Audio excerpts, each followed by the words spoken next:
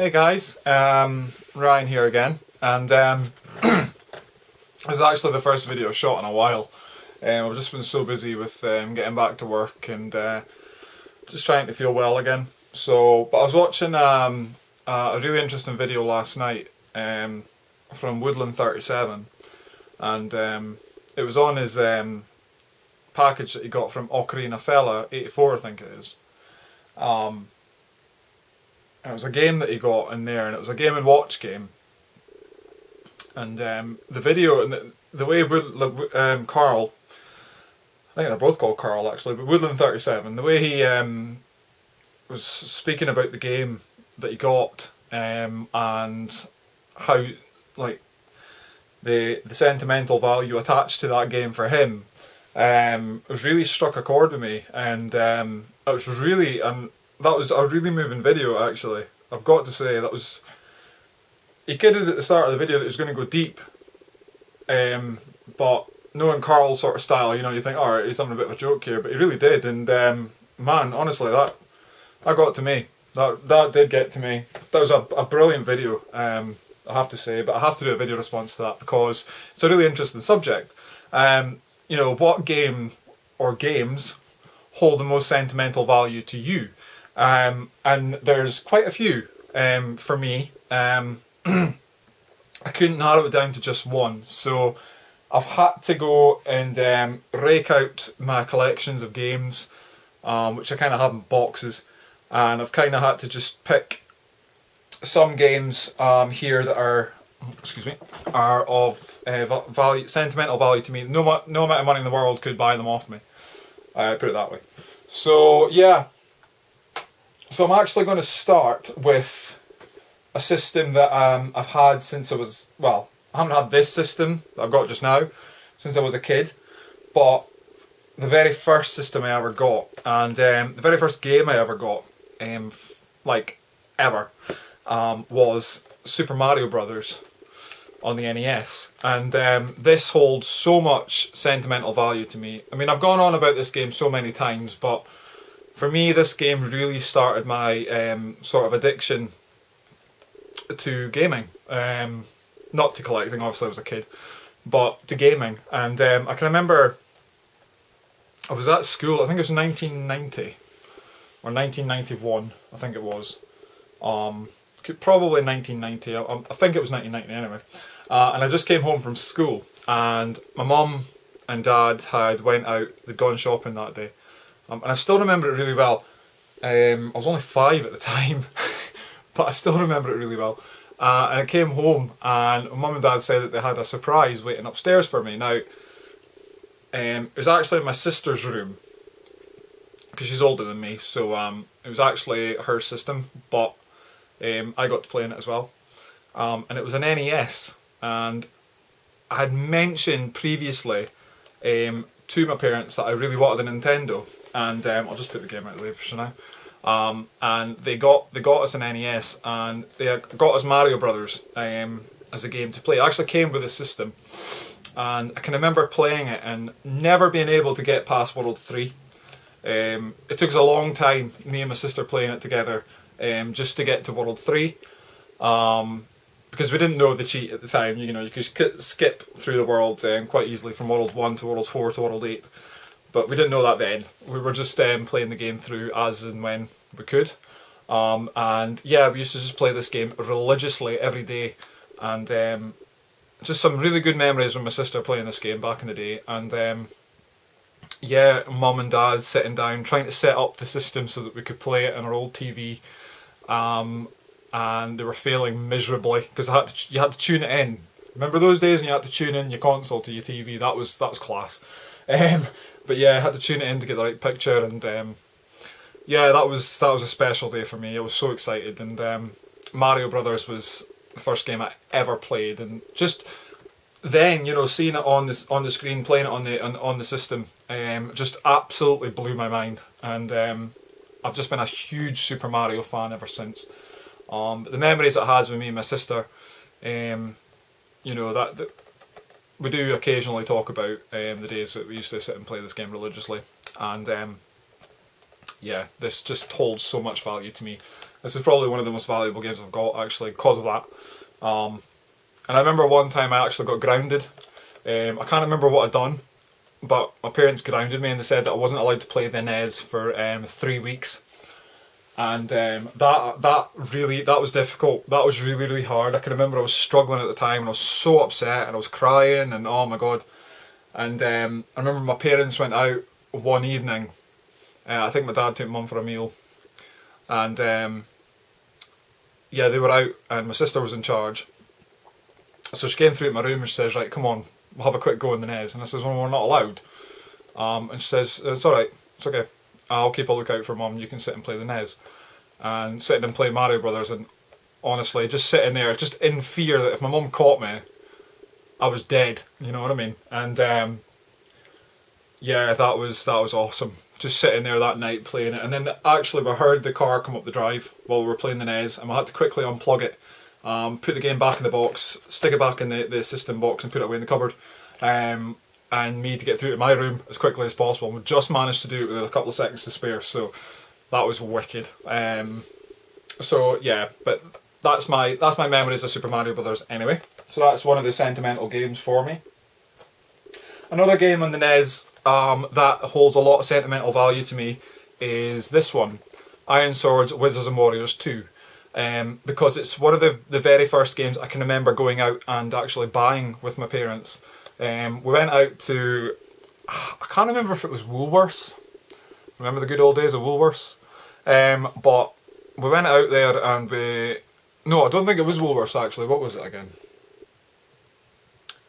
Oh, I honestly can't remember the name of the shop, but it definitely wasn't Woolworths. But we went and went shopping that day, and I was really good because I thought, well, if I'm really good today, I could get a game out of this. So I was really good, helping my mum and my dad shopping, and they treated me to a game and took me over to the stack of NES games that there was, and I can just remember picking up this game, seeing the dude on the front cover, this dude here, and thinking this game must be fucking awesome if it looks like that. I know, pathetic, absolutely stupid, but I actually thought that the game might look like that. And then turning around the back, the graphics in the back just looked absolute quality as well. And I just thought this is going to be amazing. So I picked up the game, took it home, started playing it. I can remember looking at it in the car the whole way home and just going, oh, this is going to be epic. I cannot wait to get stuck into this. And it didn't disappoint me. It's a really, really good game. And coming home and playing this for hours, and I just wouldn't go out and play outside with my friends, play football, whatever. I just wanted to play Iron Sword Wizards and Warriors 2. And yeah, I really wanted to get the first one, because I knew there was a first one, because you can see it in the back of the box here. But I couldn't see it anywhere at the time. Thankfully I've got it now. But I can remember, yeah, I did acquire the game. I acquired a loose cart of the game years later, but I sold it. I've now got a box one back in my collection, which is good. But this game, out of the Wizards and Warriors series, holds a lot of value to me, because it was the first game that I can remember going out and purchasing and taking it home, playing it, enjoying it, not getting very far in it. I've never completed it because I just couldn't get to grips with it. It was a really difficult game, but I can remember getting so frustrated at it. But loving the music and absolutely loving the game, and it was just one of those games I really enjoyed. And also one of the first games that I tried on the Game Genie, to try and get past certain levels, because I was really stuck with it. But yeah, it's just a lot of memories with playing this game. It was absolutely brilliant. And another one, last one on the NES, is Wrath of the Black Manta. Now I've recently acquired this copy, but I can remember getting this game back in 92 or 93, I think it was. There's no date in the back of the box, but I think it was around about then. It was well late in the NES's lifespan. I mean, the game wasn't new then, I don't think, but picked it up and went out shopping again that day. It was really good, got a game out of it. I think we just went out on like, sort of like a day trip, and my parents seen I was a bit bored, so they decided, alright, well, because it was such a sunny day, and I didn't moan, because I just wanted to go and play with my friends, really. They bought me a game to make up for it, because that's how awesome they were. They are, actually, should I say. Well, my mum is, my dad's not, but that's a different story. But Wrath of the Black Manta was the game that I picked up, because I had a look in the back of it, And again, it looked like my kind of game. Ninjas kicking ass, or ninja kicking ass, should I say. And yeah, it just looked brilliant. So I decided to pick this up and take this home. And played through it the first time I got it. Didn't complete it. Got quite far in the game. And just was hooked on it. Absolutely hooked on it. Got stuck in a few of the little levels. But I can remember, it's one of the memories that I have of sitting in front of the NES on my TV playing the game. And I can remember how the game starts and the music and how it goes and everything. And I mean, I've played it since then, and it still just brings the memories flooding back. And I absolutely love this game for that. And going downstairs after playing this game and playing a game of Lexicon with my mum and my dad, and sitting there. Lexicon's a little bit like a Scrabble kind of game, and had to come up with a word, and I came up with the word sigh because the ninja had sighs, but of course it wasn't the proper word at the time, and my mum and dad wouldn't take it, and I was devastated. I thought the game had lied to me, so it was one of those memories that you just go, what the fuck, but it's stuck in the head, and yeah, that just holds a lot of value to me anyway. So moving on from the NES, because eventually the NES died, and I cannot remember for the life of me what happened to it initially, but it disappeared, with a hole in my heart, has to say, because I love that system. But my sister's boyfriend at the time had a Mega Drive. Now, I'd never played a Mega Drive in my life, and I was... Actually, before I go into that story, I'm going to tell you another one. It's Game Boy related. And this is Woolworths related. My mum picked us up a Game Boy once from Woolworths. I was standing in the queue and I was looking over at this Game Boy stand, and I thought, you know what, I really want a Game Boy. Because everyone at my school's got a Game Boy, and I was getting teased because I didn't have one. And I really wanted to play the games, and I was such a Mario fan because of the earlier story with the Super Mario Brothers. And I really wanted to get this game with it. And the game is Super Mario Land. Now this is the original game that I got that day. As you can see, the condition of it, the sticker's quite poor. And I've come across mint condition copies of this game. And this will tell you quite a lot. I've come across mint condition copies of this game. As you can see, the label's kind of scuffed. It's damaged, but this is the only game I want of this. And all that scuff marks were caused by me. Back in the day. I don't know how I kept doing that, but I did. I think it was putting it in the Game Boy and then pulling it out by the label. You know what I mean? And it just sort of like scuffs the label and all that. But that's all my damage on there. And yeah, because Mum got me the Game Boy that day, and I took it home and I played this game, and fucking hell did I fall in love with the Game Boy just because of this game. It came with Tetris and this game. Tetris didn't get much gameplay, has to be said, but Super Mario Land got so much gameplay, and it took me a long time to complete it. But I sat down religiously every single day with this game trying to complete it. And I couldn't get past World 3. The last world. Those jumping Chinese fucking things. I don't know what the fuck they were, but they really pissed me off, and they kept killing me in this game. And that little flower that shot like fireballs out of it, that really kicked my ass as well. So it took me a long time to complete this game, but when I finally did it, it was such a satisfying feeling. I can remember sitting downstairs in my living room, a really sunny day again, sitting playing this game, and about to go into town with my mum, but I thought I would give this game one more go, and I finally beat the game, and I was so happy for the rest of the day. You know, it was just a great day because I finally beat this game, yeah, I had a great day out with my mum that day. But Super Mario Land, that's yeah, like I say, I've come across mint condition copies of this, but I've just gotten rid of them because this is the only copy that I want to keep.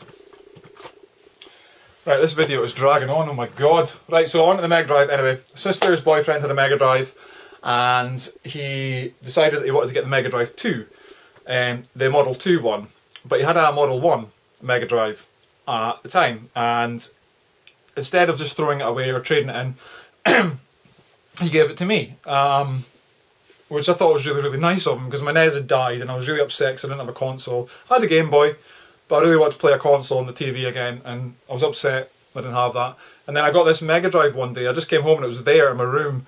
And I just thought, what the hell is that? Because I'd never seen one before. I was a Nintendo man. Sega, didn't even know anything about it.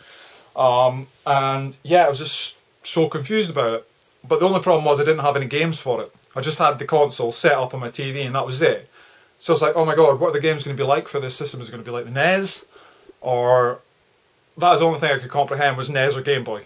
You know, I had no other previous knowledge of what other games would be like. I just had NES or Game Boy. And I thought, you know, what's it going to be? It's probably not going to be like Game Boy, but it's going to be like the NES, because that's going to be absolutely awesome. And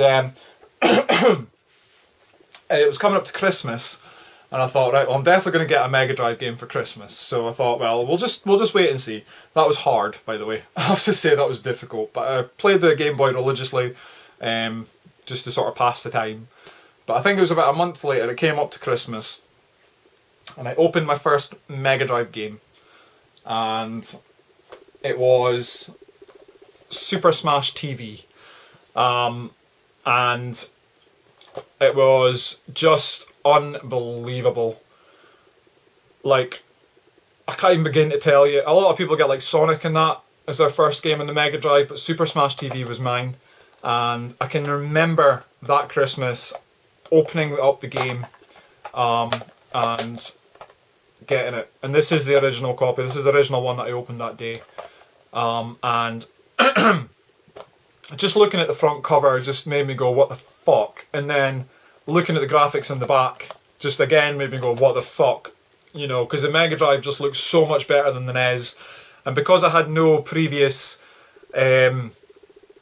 like, I hadn't had a wide array of systems to play before. I'd never played the SNES, which was out at the time, or the Mega Drive, and I thought, well, the Mega Drive will look a bit like the NES, because I didn't know that the graphics would be better, or it was a 16-bit system. Even though it says 16-bit on the console, I had no idea what the fuck that meant. But, yeah, now I do, obviously. Looking at the graphics, it looks so much better than the NES, and I just put the rest of the presents aside, ran upstairs, plugged in Super Smash TV, and I played it religiously for the rest of the day. And that is my memories of that Christmas. I think it was 1992 or 93. I can't remember, but I remember opening up this and just I was the happiest kid in the street, put it that way. And I played the game and I died instantly because I didn't get to grips on what the game was about. And then I gradually got into it and I just absolutely loved the game. So Super Smash TV has got so much nostalgic memory for me, and yeah, I can't begin to tell you enough how much I absolutely adore this game. It's absolutely brilliant, and yeah, I'll never ever part with it. And then yeah, for another game for the just kind of give it away, didn't I? Another game for the Mega Drive, should I say.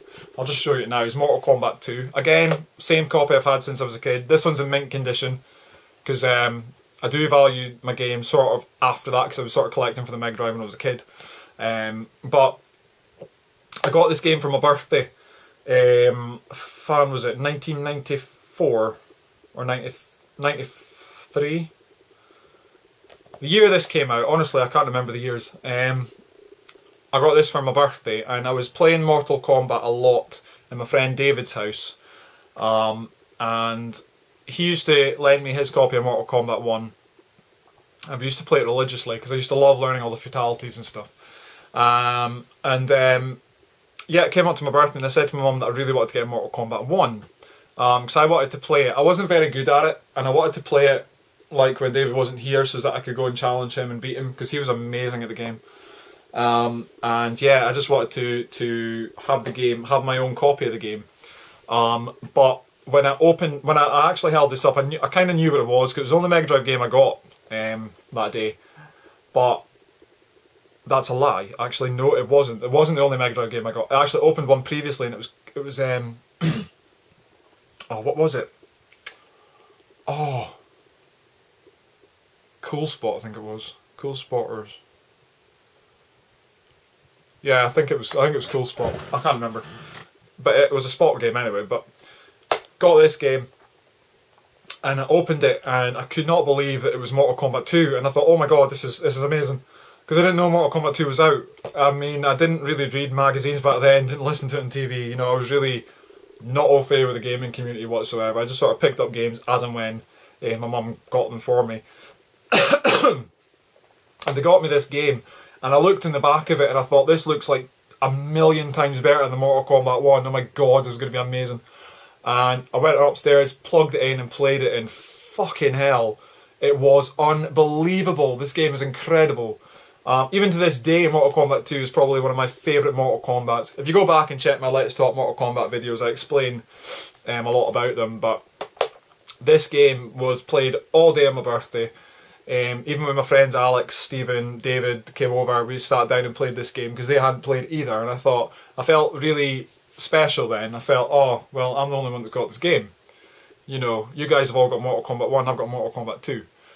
So, you know, kiss my ass kind of thing. And that was a great day.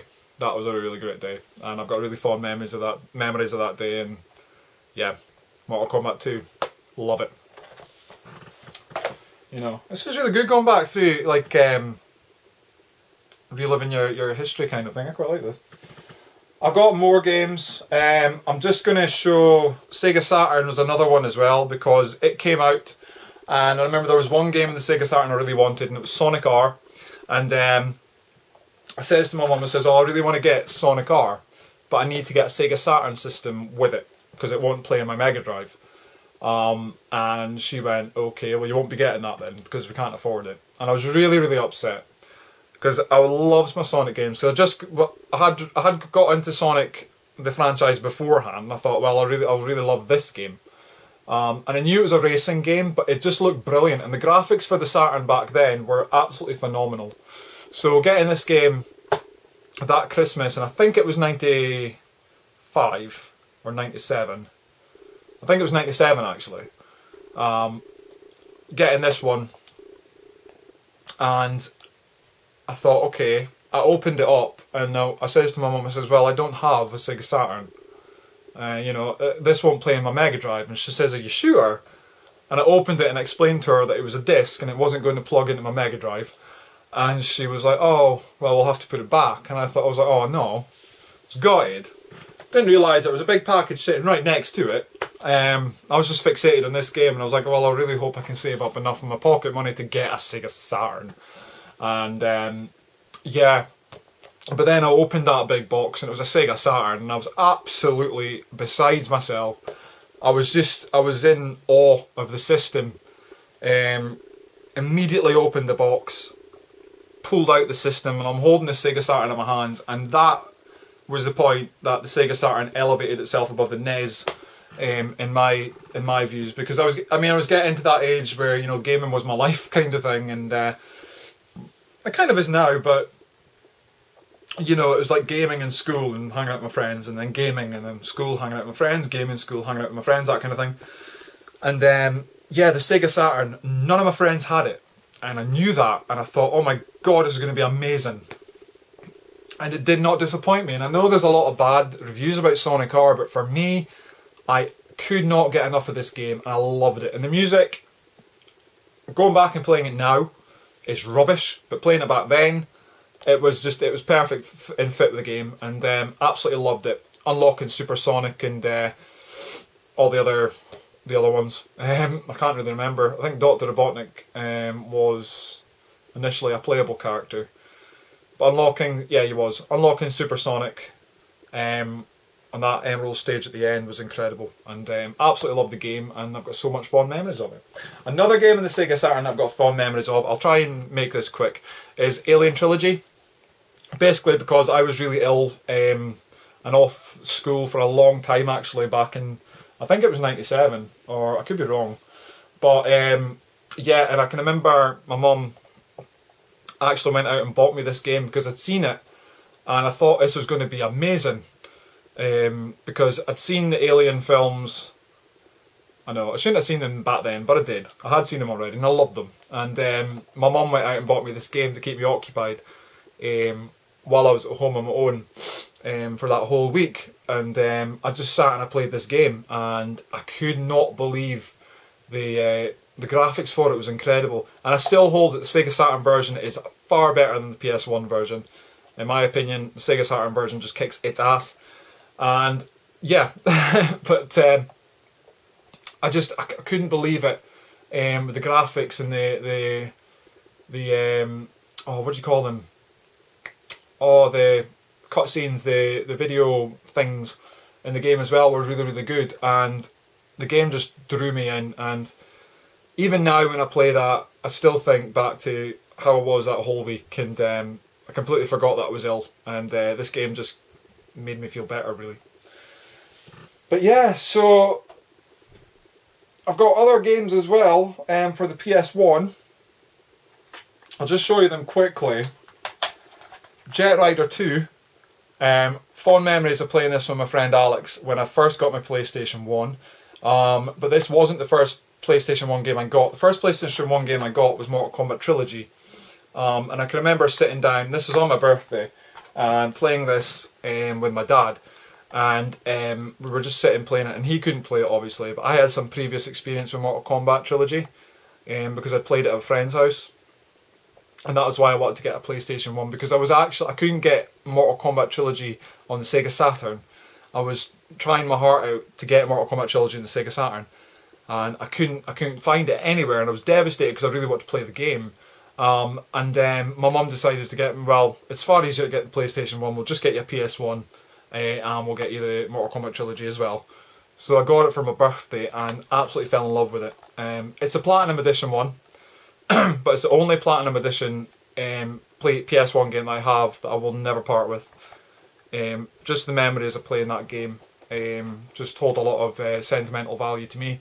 And yeah, just the first time playing it on my own, unlocking the one-button fatalities and brutalities and all that was brilliant. And I used to sit down, and coming home from football practice as well, and just sit down and play this game was just all I would do. And especially coming home from school, I made sure that I did my homework at school so that I had more time to play this game when I got home. So yeah, I just absolutely loved it, and I completely mastered the game, completely won all the Warrior, Master, Champions, all that ladder games, ladder matches and stuff.